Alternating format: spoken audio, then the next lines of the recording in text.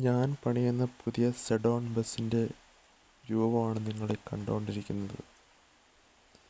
ഇത് ഞാൻ പണിഞ്ഞേക്കുന്നത് തകരം plastic sheet ഉപയോഗിച്ചാണ്. ഇനി ഇതിൻ്റെ പണി ചെയ്യാനുണ്ട്.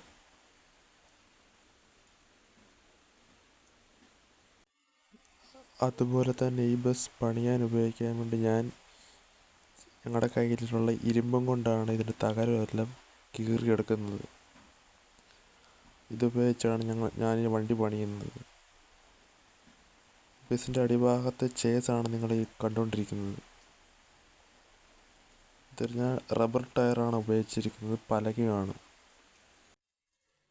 ബസ് പണിഞ്ഞേക്കുന്നത് കെട്ടുകമ്പി ഉപയോഗിച്ചാണ് ഇതിൻ്റെ സൈഡെല്ലാം കെട്ടിയിരിക്കുന്നത്.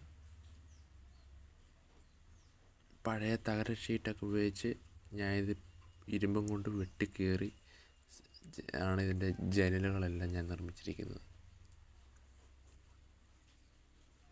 അല്ലാതെ ഞാൻ വേറെ ഒരു ആയുധങ്ങളൊന്നും എടുത്തിട്ടില്ല. എൻ്റെ കയ്യിൽ അതിനുള്ള ആയുധങ്ങളും ഇല്ല. വീട്ടിൽ പഴയ വസ്തുക്കൾ ഉപയോഗിച്ചായി വണ്ടി പണിഞ്ഞേക്കുന്നത്.